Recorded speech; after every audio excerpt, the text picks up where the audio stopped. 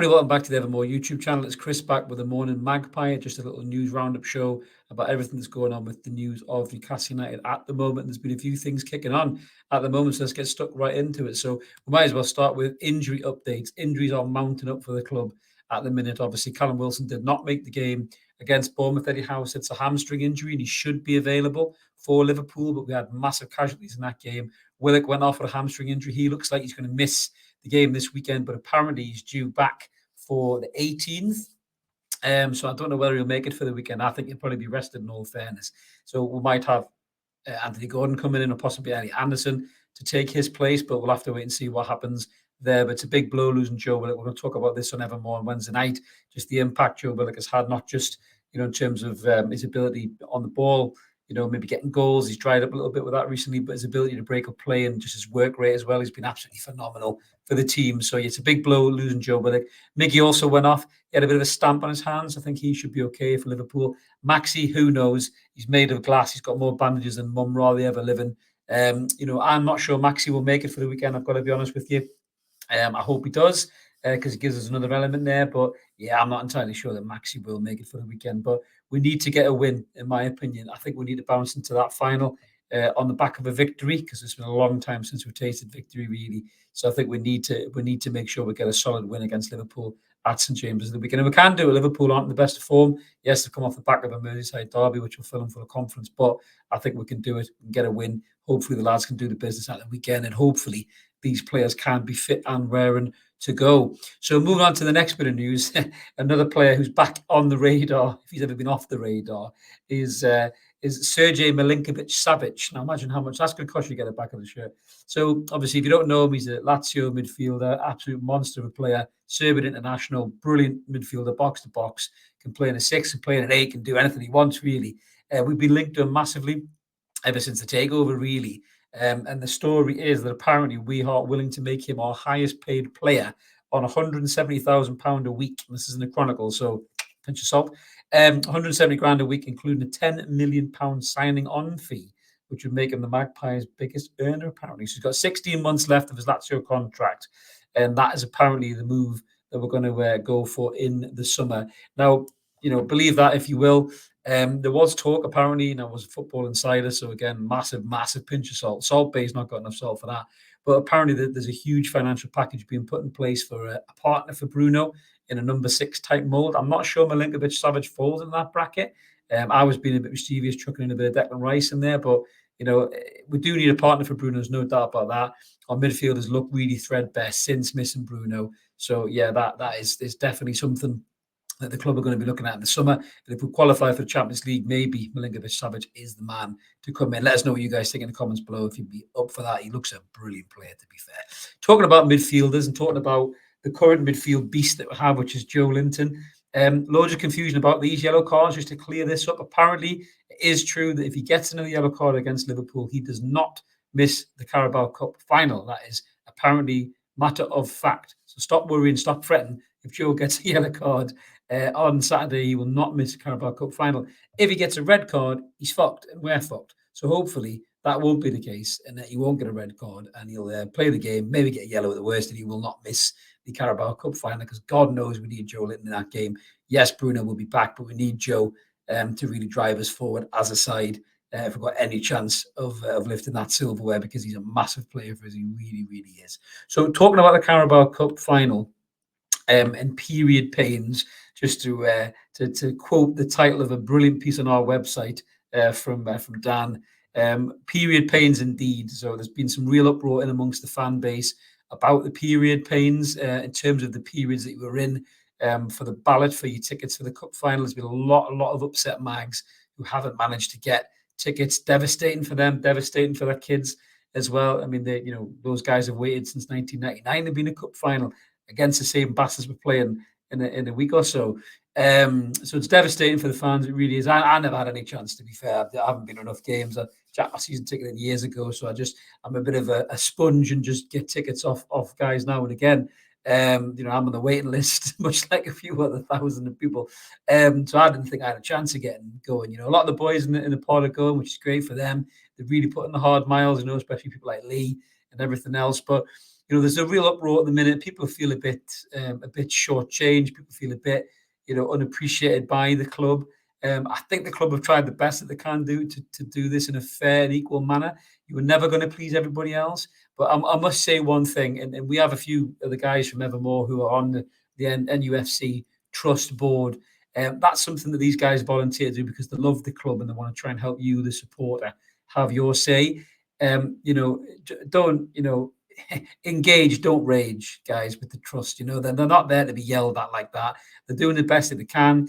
Obviously the trust chair, Alex Hurst, the True Faith, as well. He recorded a message and he tried to explain what the club had discussed in terms of the way that they did it. It was such a hard decision to make by the club. It was never fair, never going to be fair, never going to be equal to everybody. Somebody was going to get gypped here or there. I think there has been some technical difficulties with the websites and things like that. The website is shit and it needs to be revamped. There's no doubt about that. That's not the trust speaking. That's me speaking as Evermore. And it does need to be addressed. I'm sure that the trust will do that. But don't scream at the trust guys. Don't yell at them. It's not their fault. Don't give them abuse. They're just fans like you, elected to a position, trying to engage with the club and trying to make things better. If you didn't get your ticket, it's a nightmare. It's a bastard. Go and find a boozer. Go watch it at home with your kids or your mates or whatever. Make a massive day of it. Try and make fun of the day. Hopefully, we're going to see us lift the pot. And it won't be the first cup final we're going to be in. Hopefully, this is the sign of things to come. So, the next final, hopefully, things will be sorted. But yeah, let's just try to watch the game and enjoy the game and hope for the best possible result that we can do. So talking about the final, the men in black have been announced for the final. I'm not sure whether this is making you feel any better or not. So just to pull up who these gentlemen are, I'll get rid of the banner as well so you can see who they are exactly. Now, I don't know exactly everything about the other guys, but the main guy who's the referee, which is David Coote. Now, David Coote might sound familiar because he was the referee who didn't give that Stonewall penalty against Chalobah when he fouled Murphy at Chelsea. I think it was at Stamford Bridge. I think it was. I don't think it was at St James's.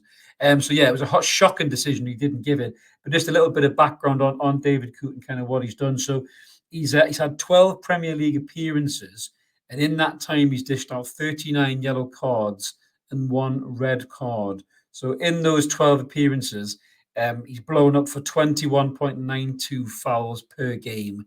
So before that, he had 5 in the Championship and 2 in the League Cup. So on average, out of his 19 games that he's refereed, he's given 21.11 fouls, 64 yellow cards in total, and a red card. So he does not mind a card, does this boy. So I think Bruno's going to have to be on his very best behaviour in the final. Concentrate on being a bit more creative, Bruno. Don't stick the foot in too much, mate. Don't give this guy any reason to send you off. We don't need that at all.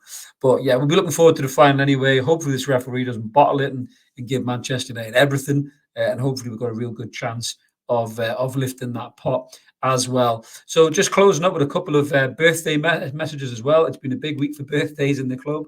Our very own co-owner, Murdad Gadusi, happy birthday to him. I believe he's 50, but you can't believe everything that you see on the old internet. So happy birthday to you, Murdad, absolute legend, one of the saviours of the club. And speaking about saviours of the club, I'm recording this today on Valentine's Day. It's not only the day you tell your significant other you love them, it's also the day you celebrate this man, the king himself, King Kev, Kevin Keegan, as a player, unbelievable player, 2 times Ballon d'Or winner. 2 times Ballon d'Or winner. But as a manager, so much more to us in this club. Saved this club, really saved this club from going down. It's probably fitting I'm wearing this shirt, which is reminiscent of the KK era with Cole and Beardsley and everybody else, the entertainers. What a man, what a manager. And thank you so much, KK, for everything that you did for the club. And have a great birthday. I'm sure that you do. Lovely bit of crack as well with KK. He was doing a talking with Pete Graves, and he didn't know that Terry Mack was going to be there. Pete Graves surprised him, and Terry Mack came out. It was brilliant. You could hear everybody cheering, and you could see the love and the affection there between Kevin and Terry as well. And Terry's not been well recently as well, so it's great to see Terry looking well and coming out on the stage with KK there as well. And the affection for the club is there from these guys. We've got to get them back to the ground. They've got to be honoured. They've got to have that raw war flags and everything else. Got to get these legends back involved with the club, because it's about time, really. The previous regime ignored them and fuck them. They're long gone. The new owners will do better than that. So one more mention from a former Newcastle United manager is well done to Chrissy Hughton. So Chrissy Hughton has been announced as the Ghanaian international manager. So obviously we all know Chrissy Hughton. He was a caretaker boss. He got us promoted from the Championship. Wonderful man, wonderful gentleman, and a really good manager as well. He, some of the best results, some of the best memories of this club. Chrissy Hughton was in charge, especially smashing the Mackhams 5-1. So we wish him really well. His father was Ghanaian, I believe, even though he's an Irish national. That was his mother's side. So yeah, he's really going to, fill that role with honour as well. And obviously, just to mention, for Christian Atsu as well, a Ghanaian international, former Newcastle United midfielder, still missing in the horrendous earthquake in Turkey. So we really wish that Christian, his family, wish that to his family and his kids and everything as well. It's just an awful time for them, and we really wish him well and hope that he is found safe and well. So that's us all done, guys, for the Morning Magpie. I hope that you enjoyed it. If this is the kind of thing that you do like, please remember to drop us a subscribe. Loads of room for you. 2 weekly shows, Mondays and Wednesdays, and pop-up videos just like the one you just watched. All free content and evermore. We don't charge you a penny for this. Times are tough. Times are rough. And just come and enjoy some free Newcastle United content, which we love to bring you as well. So let's keep supporting that team. We'll call United. Let's hope that we can get 3 points against Liverpool, bounce into this final. And wherever you are, have a cracking morning, Magpies. And we'll see you later.